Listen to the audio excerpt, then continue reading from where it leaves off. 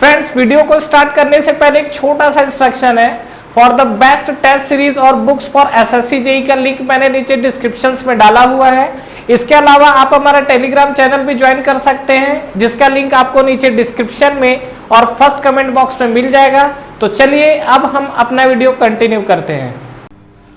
तो फ्रेंड्स, जैसा कि हमने लास्ट वीडियो में देखा हुआ था, हम लोग रीहीट साइकिल को लेकर बात कर रहे थे और रीहीट साइकिल का फाइनली आउटपुट हमको क्या मिला था कि जो आपका टरबाइन वर्क आउटपुट है उसको बढ़ा देता है। It is the basic function of the reheat cycle. Next अब हम लोग बात करते हैं रीजनरेशन साइकिल को लेकर कि रीजनरेशन साइकिल किस तरीके से काम करता है। हालांकि रीहीट साइकिल बहुत सिंपल था और रीजनरेशन साइकिल उससे उतना सिंपल तो नहीं है, बट इंटरेस्टिंग है। तो देखते हैं, एक बार हम लोग समझते हैं चीजों को और रीजनरेशन साइकिल को लेकर बात करते हैं। तो देखिए, अगर मैं एक बेसिक जैसा साइकिल अगर बात करें, क्योंकि वहीं से कहीं ना कहीं रीजनरेशन है और जैसा कि नाम ही रखा गया है रीजनरेशन, मतलब कहीं ना कहीं रीजनरेट करने की जरूरत पड़ रही है।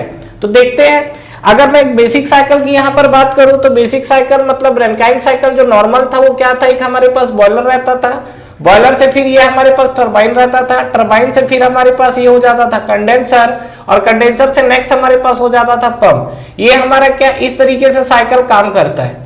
आप देख रहे हो बॉयलर है, बॉयलर से आपका गया है टरबाइन, टरबाइन से फिर आपका गया है कंडेंसर और कंडेंसर से फिर आपका हुआ है पंप। ये हमारे पास एक जो नॉर्मल साइकिल है वो काम कर रहा था।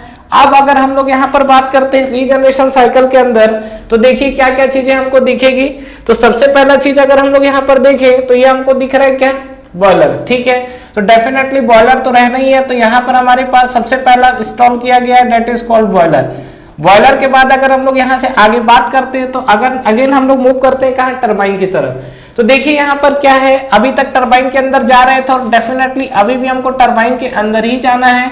तो यहाँ पर ये हमारा लगा हुआ है टरबाइन और यहाँ पर ये इस तरीके से देखिए नंबर्स ऑफ ब्लेड आपके जो लगे रहते हैं, जो फाइनली अगर आप देखोगे तो ये नंबर ऑफ स्टेजेस होते हैं। तो किया क्या जाता है, अभी तक आप देख रहे थे कि हमने जितना का जितना स्टीम भेजा हुआ था यहाँ पर, वो पूरी की पूरी स्टीम को हमने एक्सपांड कर दिया था और बाहर निकाल दिया था। एग्जांपल के लिए समझिए, मान लीजिए कि सपोज हमने 1 kg स्टीम को भेजा हुआ है टरबाइन के अंदर, तो पूरा का पूरा क्या होगा, यहाँ पर जो 1 kg स्टीम है वो पूरा का पूरा क्या है, टरबाइन से एग्जिट मारेगा। तो यहाँ पे अगर हम लोग बात कर रहे हैं जैसे, तो ये हमारे पास जो कि बॉयलर है, इस बॉयलर में अगर मान लीजिए सपोज एग्जांपल के लिए बात करते हैं कि यहाँ पर मान लीजिए हमने 1 kg स्टीम को सप्लाई किया है, 1 kg हमने स्टीम को सप्लाई किया है। तो इस बार हम लोग क्या है, पूरी स्टीम को हम लोग एक्सपांड नहीं करेंगे, हम लोग बीच के स्टेज से ही क्या करेंगे, स्टीम को निकालना स्टार्ट कर देंगे। तो हमने यहाँ पर किया क्या, जैसे स्टीम पूरी की पूरी 1 kg टरबाइन के अंदर गई, वहां से जाने के बाद यहाँ से आपकी टरबाइन से 1 kg यहाँ से हमने M1 मास निकाला और ये जो हमने M1 मास निकाला हुआ है, ये this is the M1 kg। ठीक है, ये हमने एक सर्टेन अमाउंट ऑफ ले लिया, तो ये हमने M1 kg मास निकाला। अब M1 kg मास निकालने के बाद हमने क्या किया, यहाँ पर हमारे पास एक मिक्सिंग चैम्बर आएगा, बात करूंगा उसके बारे में। फिलहाल यहाँ से हम लोग आगे बढ़ते हैं। ठीक है, निकाल के क्या किए हैं, जस्ट अभी आ रहा हूँ। M1 kg हमने मास निकाला हुआ है टरबाइन के अंदर से। नेक्स्ट हम लोग आगे बढ़ते हैं, फिर हम लोग कुछ स्टेज आगे गए, कुछ स्टेज आगे जाने के बाद यहाँ से हम लोग M2 kg का फिर से आप क्या है मास निकालेंगे। तो अगेन हमने क्या किया, यहाँ पर M2 kg का मास निकाला और M2 kg का मास निकालने के बाद भी फाइनली करना क्या है उसके बारे में भी हम लोग देखेंगे और बात करेंगे। ठीक है, नेक्स्ट अब हम लोग बढ़ते आगे। इस तरीके से क्या है, मतलब इंटरमीडिएट स्टेज में टरबाइन निकालना, स्टीम निकालने के बाद फाइनली ये टरबाइन का जो बाहरी आउटपुट आया, जो मतलब फाइनली स्टीम एक्सपांड जो होगा, और वो हमारे पास कितना एक्सपांड होगा, टोटली 1 kg तो आ रहा है, लेकिन M1 kg और M2 kg क्या है, बाहर जा रहा है। तो ये आपको मिलेगा 1 minus M1 minus of M2। ठीक है, तो इतना अमाउंट ऑफ मास जो फाइनली है, कहां पे जाना था, स्टीम से टरबाइन से एग्जिट करने के बाद कंडेंसर में जाना था, क्योंकि टरबाइन हो जो आपका डायग्राम में हो सकता है आप थोड़ा कॉम्प्लिकेटेड की तरफ चले जाए, मैं बिल्कुल इजी लैंग्वेज में इसीलिए रिलेट करके बता रहा हूं। तो ये जो हमारे पास कंडेंसर आपको दिख रहा है, यहां पर हमने लगा दिया कंडेंसर। ठीक है, यहाँ पर हमने एज इट इज यूज कर दिया, जैसा कि जो फाइनली आउटपुट था ये हमको मिल गया क्या, कंडेंसर।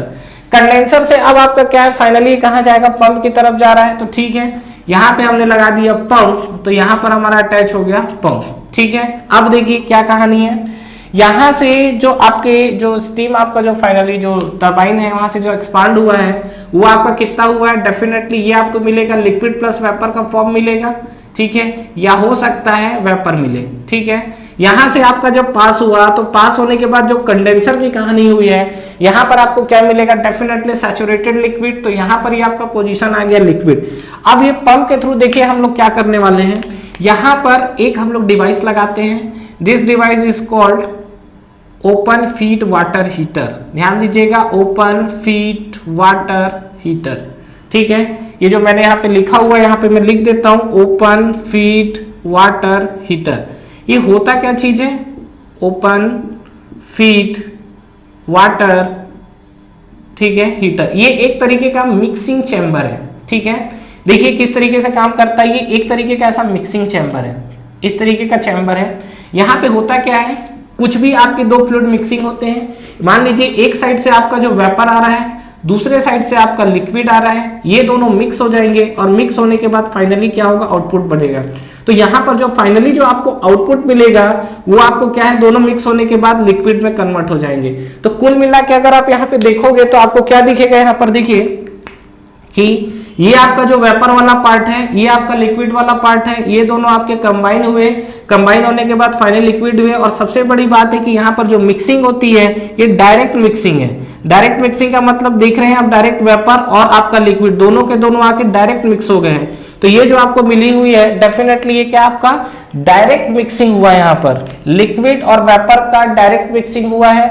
और ये जो आपकी मिक्सिंग चैम्बर है हमेशा कांस्टेंट प्रेशर पे कराई जाती है, मतलब मेंटेन किया जाता है। क्यों किया जाता है, डेफिनेटली कभी भी आप कांस्टेंट प्रेशर पे चीजों को मिक्स कराएंगे तो वहां पर लॉसेस आपके कम होते हैं। तो इस सिनेरियो में अगर आप बात करेंगे डायरेक्ट मिक्सिंग को लेकर तो यहाँ पर आपका क्या हमेशा प्रेशर कांस्टेंट मेंटेन किया जाता है, ताकि इसके अंदर जो मिक्सिंग हो रही है मिक्सिंग कांस्टेंट प्रेशर पे हो, इसके चलते हमारे लॉसेस कम हो, ठीक है। इस चीज को मैं यहाँ पे लिख भी दूंगा, इंपॉर्टेंट चीज है। तो फाइनली यहाँ पर मिला आपको पंप। तो इस पंप से आपको क्या करना है कि ये जो आपको पंप दिख रहा है, यहाँ से पंप को थोड़ा आगे बढ़ा लेते हैं यहाँ पर, और ये पंप से आपको ओपन फीड वाटर हीटर के अंदर लिक्विड जाएगा। देखो ये लिक्विड है, तो लिक्विड को इसने क्या किया, पंप कर दिया। तो यहाँ पे अगर आप देखोगे तो देखिए यहाँ पे आपको दिख रहा होगा ये लिक्विड आया, यहाँ पे जो जाएगा तो ये क्या मिलेगा, लिक्विड। और यहाँ से ये जो निकला हुआ है ये आपको क्या मिलेगा, यहाँ पर ये मिलेगा आपको वेपर। कहानी कुछ क्लियर हुआ। अब यहाँ से फिर अब यहाँ से जो एग्जिट मारेगा, मतलब ओपन फीड वाटर हीटर में दोनों मिक्सिंग हो गए, ये आपका क्या है, this is the open feed water heater, ठीक है। अब ये दोनों क्या है, मिक्सिंग हो गए। मिक्सिंग होने के बाद जब फिर से यहाँ पर आए तो ये आपका liquid plus vapour, liquid plus vapour again mix हुए, तो ये आपको क्या मिल गया, अगेन आपको मिल गया लिक्विड। तो ये अगर आप देखोगे ओपन फीड वाटर हीटर की कहानी, तो देखिए यहाँ पे ओपन फीड वाटर हीटर में लिक्विड प्लस वेपर है, तो ये आपको क्या दिख जाएगा, अगेन लिक्विड। अब लिक्विड मिला तो फिर से हमने क्या किया, यहां पर हमने लगा दिया क्या, पंप, ठीक है। और यहां पर हमने अगेन क्या किया, ओपन फीड वाटर हीटर, ये हमने लगा दिया यहाँ पर पंप। और यहाँ पे अगर बात करोगे तो ओपन फीड वाटर हीटर, ठीक है। तो ओपन फीड वाटर हीटर की अगर हम लोग बात करेंगे तो यहाँ पे बात करते हैं, तो अगेन यहाँ पर हमने अटैच कर दिया। अब यहाँ पर देखिए क्या कहानी दिख रहा है, ये अगर आप देखोगे तो पंप का लिक्विड जाएगा, मतलब कुल मिला के आप देखोगे तो यहां से आपका गया हुआ है क्या, वेपर, यहां से आपका गया हुआ है क्या, लिक्विड। और ये जब लिक्विड प्लस वेपर आपस में मिलेंगे तो फाइनली आपको क्या मिलेगा, लिक्विड मिलेगा। तो ये हमारे पास बन गया है क्या, दिस इज द लिक्विड। और फाइनली ये क्या है, बॉयलर के अंदर इनलेट करा दिया हमने, ठीक है। तो ये जो हमारे पास लिक्विड है, तो ये हमारे पास जो मिला है वेपर, यहाँ पे मैं डाल देता हूँ, दिस इज द वेपर। तो ये इस तरीके से कहानी चल रहा है। अब यहाँ देखिए दो ओपन फीड वाटर हीटर है, तो हम लोग इसका 1 और 2 दे देते हैं। तो मान लीजिए कि सपोज ये open feed water heater first है और ये हम लोग सेकंड डाल देते हैं, ठीक है। तो open feed water heater basically कर क्या रहा है, एक तरीके का मिक्सिंग चैम्बर है। यहाँ पर नया डिवाइस यूज हुआ है तो इसके बारे में मैं आपको बता देता हूँ। मिक्सिंग चैम्बर है जहां पर लिक्विड और वेपर की डायरेक्ट मिक्सिंग होती है, और जब ये मिक्सिंग होगा तो फाइनली जब निकलेगा तो लिक्विड बन के निकलेगा। बात है इतना माथा पच्ची, और ऐसा करने से फायदा हुआ क्या, समझते हैं। देखिए आपको जो भी एफिशिएंसी, वर्क आउटपुट, ये सब जो फायदा नुकसान समझ में आएगा वो आपको साइकिल में जाके समझ में आएगा। This is the block diagram, ठीक है, ये ब्लॉक डायग्राम में कहां से स्टीम निकल के कहां जा रही है ये समझ में आएगा, और जब हम इसका टीएस डायग्राम बनाएंगे तब आपको ये समझ में आएगा कि इसकी एफिशिएंसी या वर्क आउटपुट पे क्या इंपैक्ट पड़ रहा है। तो यहाँ पे अगर आप देखिए तो एक्चुअली फिर से मैं आपको एक बार जस्ट डायग्राम बता रहा हूँ, समझिएगा। बॉयलर है, बॉयलर में हीट सप्लाई किया हमने, ये जो आपका बॉयलर है इस बॉयलर के अंदर हीट सप्लाई हुआ है। हीट सप्लाई होने के बाद क्या हुआ, यहाँ पर 1 kg स्टीम जो भी आप कंसीडर कर रहे हो वो आपका टरबाइन में गया। टरबाइन में जाने के बाद यहाँ से m1 kg का मास निकला हुआ है, ठीक है, और m1 kg के बाद फिर m2 kg का हमने मास निकाला। तो फाइनली जब हमने यहाँ पर निकाला तो हमने ये देखा कि 1 - m1 - m2 kg का मास सप्लाई हुआ है। ये आपका कंडेंसर के अंदर आया है। कंडेंसर बेसिकली करता है क्या, हीट रिजेक्शन करता है और कांस्टेंट प्रेशर पे होता है। इसके बाद कंडेंसर से जब आपका बाहर आया तो ये सैचुरेटेड लिक्विड था, फिर हमने यहाँ पे लगाया पंप, तो ये आपका पंप क्या किया, ये लिक्विड को पंप किया है। तो ये आपका लिक्विड और ये वेपर है, ये liquid plus vapour open fit water heater की बात हो रही है। तो जब ये दोनों मिक्स होंगे तो फाइनली क्या होगा, आपका लिक्विड आएगा। लिक्विड से फिर अगेन पंप में जाएगा, पंप में जाने के बाद फिर क्या, ये लिक्विड। तो यहाँ पर अगेन आपका क्या, लिक्विड प्लस वेपर की मिक्सिंग हुई है, अगेन लिक्विड बना है, और लिक्विड बनने के बाद देखिए जाएगा कैसे, तो यहाँ पर हम लोग लगा देते हैं पंप, ठीक है, डेफिनेटली पंप तो लगेगा ही। तो इस तरीके से आप देखिए, तो यहाँ पर फिर हमने पंप लगाया, और पंप लगाने के बाद फाइनली जो आपका वाटर है सैचुरेटेड लिक्विड फॉर्म में वो आपका कहाँ चले गया है, बॉयलर में चले गया है, ठीक है। तो इससे लगाने से फायदा नुकसान की बात हम लोग करेंगे। कुल मिला के अगर मैं इसका रैनकाइन साइकिल, अगर इसका टीएस डायग्राम ड्रॉ करना चाहूँ तो डेफिनेटली उसके लिए मुझे यहाँ पर नोमेनक्लेचर करना पड़ेगा। तो चलिए नाम दे देते हैं। ये मान लीजिए हमारे पास फर्स्ट है, ये बॉयलर वाला एग्जिट है हमारे पास, दैट इज द सेकेंड। यहाँ पे अगर हम लोग बात करते हैं तो ये हमारे पास है थर्ड पार्ट। ये अगर हम लोग बात करें तो ये हमारे पास है फोर्थ पार्ट। ये अगर हम लोग बात करें तो ये हमारे पास है फिफ्थ पार्ट। कंडेंसर से अगर हम लोग आते हैं तो ये हमारे पास है सिक्स्थ पार्ट। यहाँ से अगर आप जाओगे तो ये हमारे पास है सेवेंथ पार्ट। यहाँ पे अगर हम लोग बात कर रहे हैं तो ये हमारे पास है एट्थ पार्ट। और ये हम लोग पंप से जो एग्जिट कर रहे हैं this is the ninth part हो गया। और यहाँ पे अगर हम लोग बात कर रहे हैं तो ये हमारे पास 10th है, ठीक है। तो ये हमारे पास देखिए ये हमारे पास एक बेसिक डायग्राम बना हुआ है रीजनरेशन साइकिल का। कुल मिला के कुछ नहीं है, बीच से हमको स्टीम निकालते रहना है, ठीक है। कब तक, क्यों निकालना है, क्या ये मैंने 2 बार निकाला है, इसको 10 बार निकाला जा सकता है, सबका आंसर मिलेगा। सबसे पहले इसके टीएस डायग्राम पे हम लोग आते हैं और देखते हैं कि इसका टीएस डायग्राम की क्या कहानी है, ठीक है। तो देखिए बात करते हैं हम लोग टीएस डायग्राम को लेकर। तो यहाँ पर ये हमारे पास this is the TS diagram है, ठीक है। और ये हमारे पास डोम है,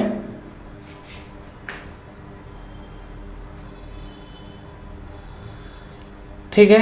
और ये जो हमारे पास डोम है तो इस पे अगर बात करते हैं तो सबसे पहले देखिए स्टार्ट करते हैं हम लोग। जो हमारे पास कांस्टेंट प्रेशर, ये डोम मेरा सिमेट्रिक होता है, थोड़ा सिमेट्रिक नहीं है तो इसको हम लोग सिमेट्रिक बना लेते हैं,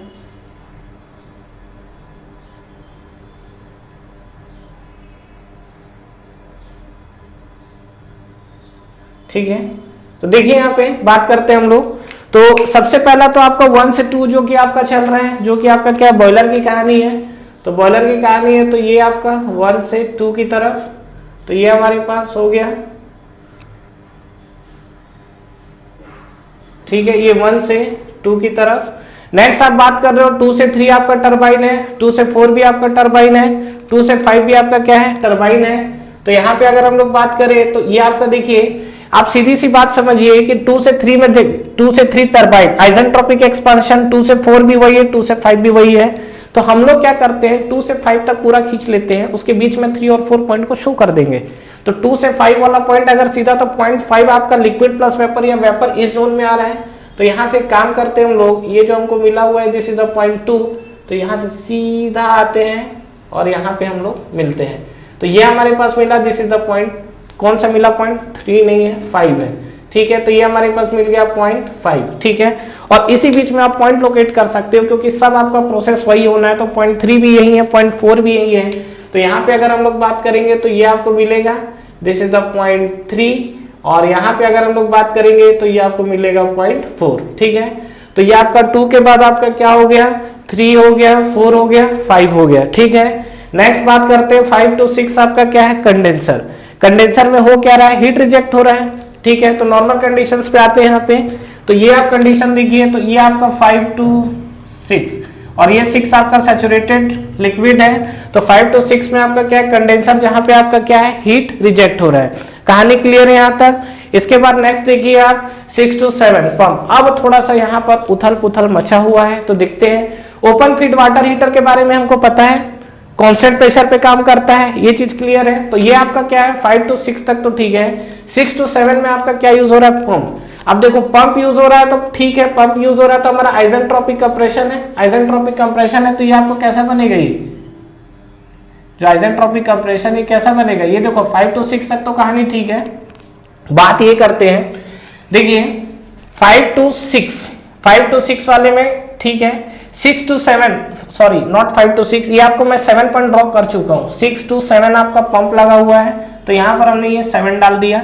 7 to 8, अब ध्यान से देखिएगा, 7 to 8 और 4 to 8, ये दोनों के बीच में ओपन फीड वाटर हीटर लगा हुआ है, जो कि कांस्टेंट प्रेशर पे काम कर रहा है। मुझे पॉइंट 4 दिख रहा है क्या, डेफिनेटली ये पॉइंट हमें 4 दिख रहा है, ये वाला पॉइंट 4 है, ठीक है। तो 4 से मुझे 8 पे जाना है, 7 से भी 8 पे जाना है, ठीक है। अच्छा, दूसरा चीज, जब 8 पॉइंट आपको कहां मिलेगा, जब ये दोनों मिक्सिंग होगी तो ये क्या मिलेगा आपको, सैचुरेटेड लिक्विड मिलेगा, क्योंकि ये आपका लिक्विड है, ये आपका वेपर है। जब दोनों मिक्स होंगे तो ये क्या मिलेगा, सैचुरेटेड लिक्विड।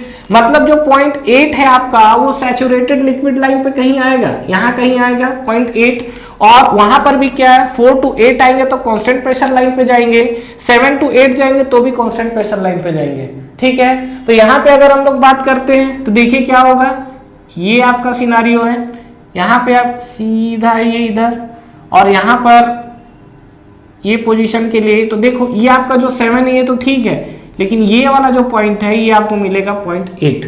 कहानी कुछ समझ में आया। अब आप देख लो 7 to 8 आपका क्या है, कांस्टेंट प्रेशर लाइन है। ये देखो 7 to 8 constant pressure line, 4 to 8 बोलेंगे तो भी कांस्टेंट प्रेशर लाइन है। तो ये आपका 4 to 8 अगर बोलेंगे तो भी आपका क्या है, कांस्टेंट प्रेशर लाइन है, ठीक है। उसके बाद नेक्स्ट हम लोग बात करते हैं, 8 पॉइंट तक तो आ चुके हैं। 8 to 9 अगेन आपका क्या लगा हुआ है, पंप लगा हुआ है, ठीक है। तो यहाँ पे हम लोग बात करते हैं कि देखिए अगेन आपका 8 to 9, ठीक है। तो 8 to 9 हमने यहाँ पर देखिए पंप लगा दिया। अब उसके बाद ज्यादा बड़ा हो गया, छोटा लिखते हैं, 8 to 9 पंप हो गया। अब आप देखिए फिर से 9 है, तो 9 to 10 भी कांस्टेंट प्रेशर है, 3 to 10 भी कांस्टेंट प्रेशर है। समझ आ रही है कुछ बातें, 9 to 10 भी कांस्टेंट प्रेशर है, 3 to 10 भी आपका कांस्टेंट प्रेशर है। तो यहाँ पे अगर आप देखोगे तो ये आपको कांस्टेंट प्रेशर लाइन कुछ इस तरीके से दिखेगा। ये आपको जो मिला, दिस इज द पॉइंट 10। कहानी कुछ समझ में आया। ये आपको कितना मिला, पॉइंट 10, और फिर इसके बाद अगेन ये आप मिला दोगे क्योंकि पंप लगा हुआ ये वाला, तो 10 से फिर हम लोग कहां पहुंच गए, 1 की तरफ, ठीक है। समझ में आया कहानी। तो ये जो हमको दिखा हुआ है, इस चीजों को देखिए आप, जिस चीज पे बात हो रही है कि ये जो हमारे पास है 1 से 2 जो बात हो रही है, 2 से 3 हो रहा है, 2 से 4 5 है, ठीक है। यहां तक तो आपको क्लियर होगा। ये वाला पोर्शन में एक बार और बता देता हूं, 5 to जो 6 आपको दिख रहा है, 5 to 6 आपका कंडेंसर जो हीट रिजेक्शन है। यहाँ देखिए 6 to 7 आपका पंप लगा हुआ है, आइसेंट्रोपिक कंप्रेशन। तो 6 to 7 हमारे पास देखो पंप लगा हुआ, आइसेंट्रोपिक कंप्रेशन। 7 to 8 की अगर बात करेंगे तो देखिए 7 to 8 भी कांस्टेंट प्रेशर है, 4 to 8 भी कांस्टेंट प्रेशर है, 7 to 8 भी कांस्टेंट प्रेशर है, 4 to 8 भी आपका कांस्टेंट प्रेशर है। 8 to 9 की अगर हम लोग बात करेंगे तो ये पंप की कहानी है। तो 8 to 9 अगर आपको दिख रहा है तो ये आपको क्या मिलेगा, देखो 8 to 9 आपका पंप है। नेक्स्ट हम लोग बात करते हैं 3 to 10 और 9 to 10 अगेन कांस्टेंट प्रेशर। तो देखिए 3 to 10 भी कांस्टेंट प्रेशर है, 9 to 10 भी कांस्टेंट प्रेशर है। और ये जो आपको मिल रहा है ना ओपन फीड वाटर हीटर का जो एग्जिट है, ये वाला पोर्शन जो आपको दिख रहा है ओपन फीड वाटर हीटर का जो एग्जिट है, this is also saturated liquid, ठीक है। ध्यान रखिएगा, ये आपका क्या है, लिक्विड प्लस वेपर मिक्स हो रहा है। मिक्स होने के बाद जो वेपर निकलेगा, जो लिक्विड निकलेगा, डेफिनेटली देखो यहाँ पर ये लिक्विड एंटर कर रहा है, ये आपका वेपर एंटर कर रहा है। तो यहाँ पे जब दोनों मिक्स होगा तो लिक्विड तो बन के निकला, लेकिन इस लिक्विड का टेम्परेचर तो बढ़ गया ना।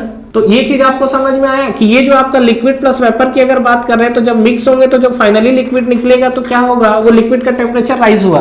तो अभी तक नॉर्मल कंडीशंस पे क्या था कि यही वाले पंप को हम लोग भेज देते थे बॉयलर में, लेकिन यहाँ पर 2 ओपन फीड वाटर हीटर लगाने से फायदा क्या हुआ कि सपोज एक एग्जांपल ये ले रहा हूं कि मान लीजिए कि सपोज यहाँ से कंडेंसर जो आपका निकला, सपोज कंडेंसर से जो लिक्विड आया मान लो 120 डिग्री सेल्सियस पे आया, एग्जांपल ले रहा हूं 120 डिग्री सेल्सियस पे आया। तो अभी तक क्या होता था कि हम लोग डायरेक्ट 120 डिग्री सेल्सियस वाले को सीधा भेज देते थे बॉयलर के अंदर। मतलब ये जो 120 डिग्री सेल्सियस आपको दिख रहा है, ये 120 डिग्री सेल्सियस को हम लोग सीधा क्या बॉयलर के अंदर भेज देते थे, समझ रहे हो। लेकिन अब कहानी क्या होने वाली है आपके साथ कि यहाँ पर जब 120 डिग्री सेल्सियस है, 120 degree Celsius open feed water heater में गया तो यहाँ पर इसका कुछ टेम्परेचर राइज हुआ होगा, लेट अस कंसीडर 40 डिग्री बढ़ गया, तो 120 यहाँ पे जाके 160 डिग्री सेल्सियस हो गया। फिर यहाँ से आपका पंप के थ्रू गया तो फिर मान लो कि अगेन 40 डिग्री बढ़ गया, तो 160 हो गया और प्लस 40 हो गया तो 200 हो गया। तो अब आपका जो बॉयलर 120 में जा रहा था अब वो 200 में इंटर कर रहा है, तो कहीं ना कहीं यहाँ आपकी हीट सप्लाई कम हुई है, ठीक है, हीट सप्लाई आपकी कम हुई है। तो यहाँ पे अगर मैं बात करूं तो यहाँ पर मुझे एक चीज क्या दिख रहा है, हीट सप्लाई डेफिनेटली कम हुआ है, ठीक है। बात करते हैं टरबाइन वर्क आउटपुट का कि टरबाइन वर्क आउटपुट पे आपको क्या इंपैक्ट पड़ा हुआ है। तो अगर मैं टरबाइन वर्क आउटपुट की बात कर रहा हूं तो देखिए अभी तक मान लीजिए कि 1 केजी स्टीम को अगर आप बीच में नहीं निकाले रहते और 1 केजी स्टीम को पूरा का पूरा एक्सपांड कराते तो आपको जो वर्क मिलता वो डेफिनेटली ज्यादा होता जो इस सिनारियो में हो रहा है। क्यों ऐसा? सपोज एग्जांपल आप 1 केजी यहां से स्टीम सप्लाई किए हो, 1 केजी में मान लो कि सपोज 0.2 केजी आपने निकाल लिया, तो 0.2 केजी निकाल लिया तो अब तो आगे 0.8 केजी ही स्टीम एक्सपांड हो रहा है। अभी जो आगे है वो 0.8 केजी स्टीम तो एक्सपांड हो रहा है। पहले के केस में क्या था, पूरा 1 केजी, मतलब इसके पूरे स्टेज में 1 केजी जा रहा था, तो डेफिनेटली वर्क आउटपुट ज्यादा मिल रहा था। यहां पर क्या है, जैसे 0.2 केजी निकालोगे तो 0.8 केजी आगे तक जाएगा।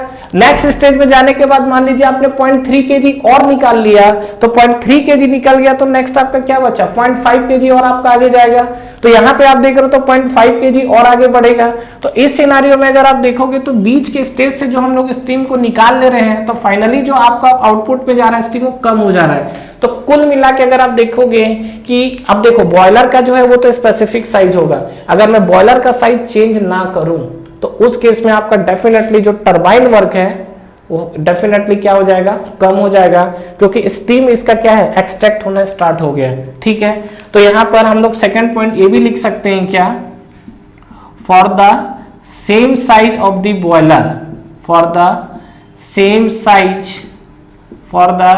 साइज ऑफ द बॉयलर, ठीक है। अगर बॉयलर का साइज सेम रहा, ठीक है, क्या मिलेगा आपको, डेफिनेटली बॉयलर का साइज अगर आप सेम रख रहे हो यहां पर तो ये जो आपको टरबाइन वर्क है वो आपको रिड्यूस हो जाएगा। तो यहाँ पे हम लोग लिख सकते हैं टरबाइन वर्क रिड्यूस्ड। कहानी कुछ समझ में आया? तो क्यू सप्लाई भी हमारा कम हो गया है, टरबाइन वर्क भी हमारा क्या है, रिड्यूस हो गया है। तो कुल मिला के अगर मैं एफिशिएंसी की बात करूं यहाँ पर तो देखिए एफिशिएंसी इक्वल टू हमको क्या दिखता है, ये हमको दिखता है W net by Q supply. Q supply आपका रिड्यूस हुआ है और सबसे बड़ी मुद्दे की बात क्या है, देखो डब्ल्यू नेट तो कम हुआ है नो डाउट, लेकिन क्यू सप्लाई जो है ना वो अच्छा खासा कम होता है और इसके चलते ना इसकी एफिशिएंसी बढ़ जाती है। और यही इसका सबसे ज्यादा इंपॉर्टेंट पॉइंट है कि रीजनरेशन साइकिल जो यूज किया जाता है, इसका यूज करने का रीजन ही यही है कि ये क्या है, एफिशिएंसी को बढ़ा देता है। तो रीजनरेशन साइकिल की अगर हम लोग बात करें तो रीजनरेशन साइकिल क्या करता है, टू इंक्रीज द एफिशिएंसी, ठीक है, to increase the efficiency of the cycle. कहानी कुछ समझ में आ रहा है? जो हमारे पास रीजनरेशन साइकिल है, रीजनरेशन साइकिल आपको क्या करता है, एफिशिएंसी को इंक्रीज करता है, ठीक है। बहुत इंपॉर्टेंट चीजें ध्यान रखिएगा, ये जो मैंने मार्क किया हुआ यही चीज आपसे एग्जाम्स में पूछा जाता है। हाँ, टरबाइन वर्क की बात करेगा तो नो डाउट अगर आपको बॉयलर के बारे में कुछ बोला नहीं है तो आप यही मान के चलोगे कि बॉयलर आपका पहले के साइज में भी सेम था, पहले के केस में और अभी में भी, तो डेफिनेटली उस सिनारियो के हिसाब से अगर हम लोग देखेंगे तो आपका टरबाइन वर्क कम हो जाएगा, ठीक है। तो ये चीज को ध्यान रखिएगा। तो ओपन फीड वाटर हीटर की भी कहानी आपको समझ में आ चुकी है। तो ये जो हमारे पास सिनारियो हमको दिख रहा है, ठीक है, ये हमारे पास एक बेसिक रीजनरेशन साइकिल था।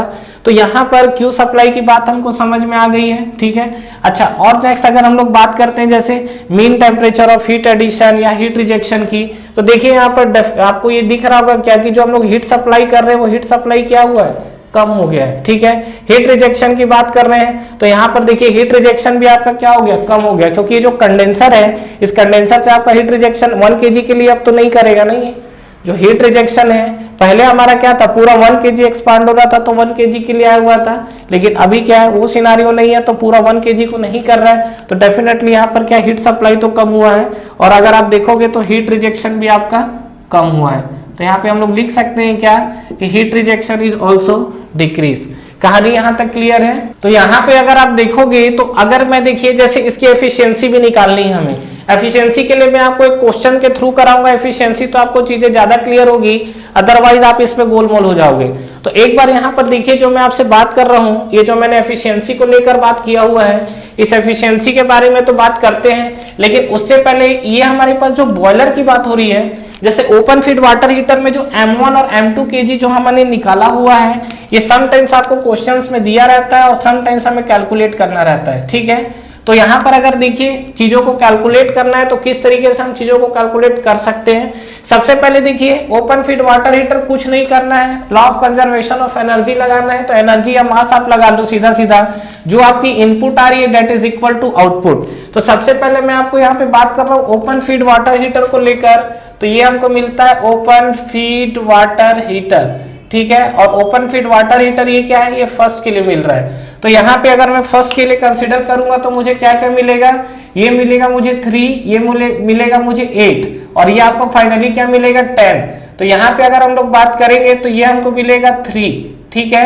तो ये आपका जो 3 मिला हुआ है, ये वाला पॉइंट आपको देखो क्या मिला हुआ है, ये आपको मिला हुआ 8, ठीक है। देखिए ये आपका 3 है, ये आपका 8 है, और फाइनली ये जो आपको एग्जिट कर रहा है ये आपको क्या मिलेगा, ये आपको मिल रहा है 10। तो कुल मिला के अगर आप देखोगे तो 2 मेरे पास इनलेट है और 1 मेरे पास आउटलेट है, ठीक है। अच्छा मास की अगर हम लोग बात कर ले तो मास भी देखना हमको जरूरी है।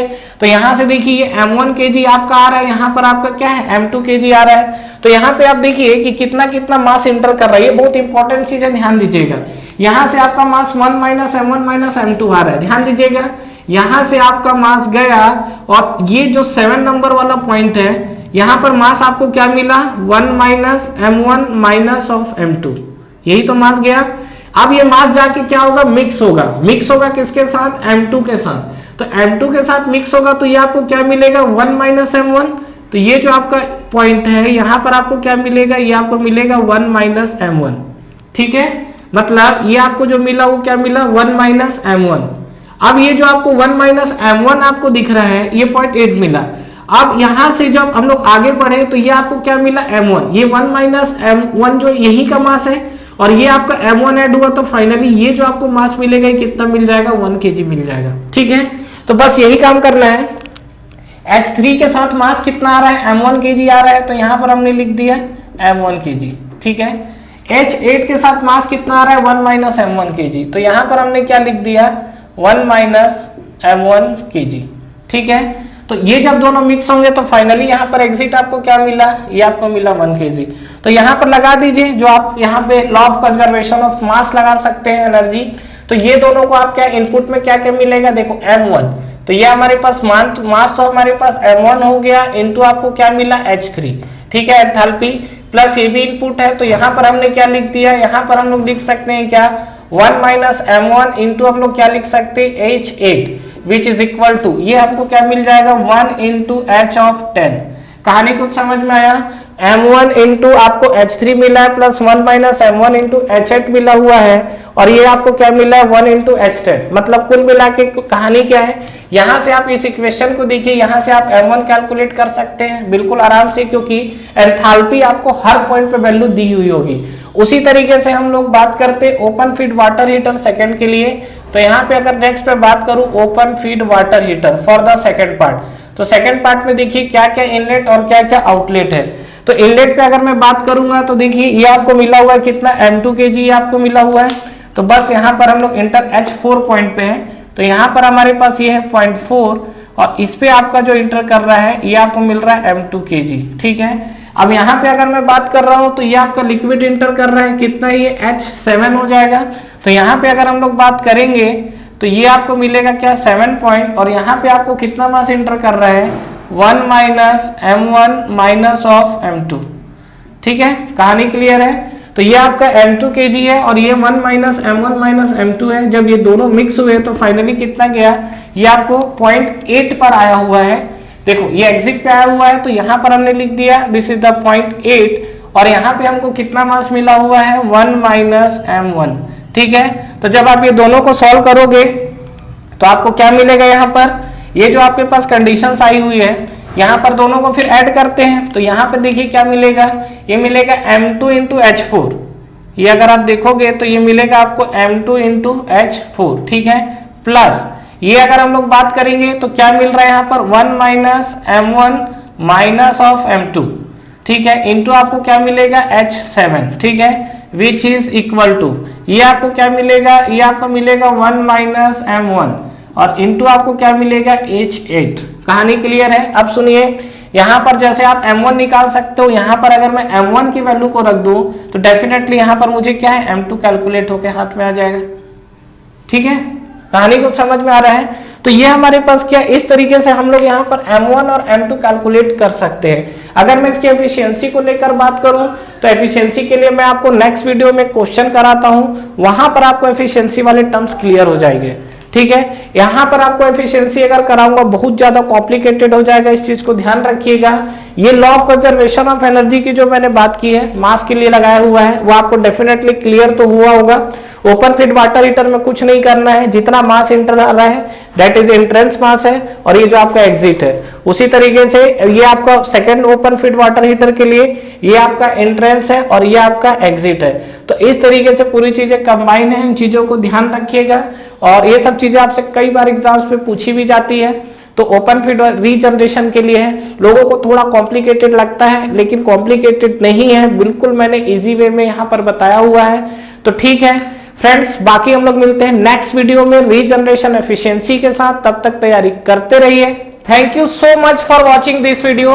फ्रेंड्स इस वीडियो को लाइक करिए, ज्यादा से ज्यादा फ्रेंड्स के साथ शेयर करिए और अगर आप इस चैनल पे नए हैं तो चैनल को सब्सक्राइब करना ना भूलें, बेल नोटिफिकेशन जरूर प्रेस करिएगा जिससे जो भी लेटेस्ट अपडेट है वो आप तक पहले पहुंचे।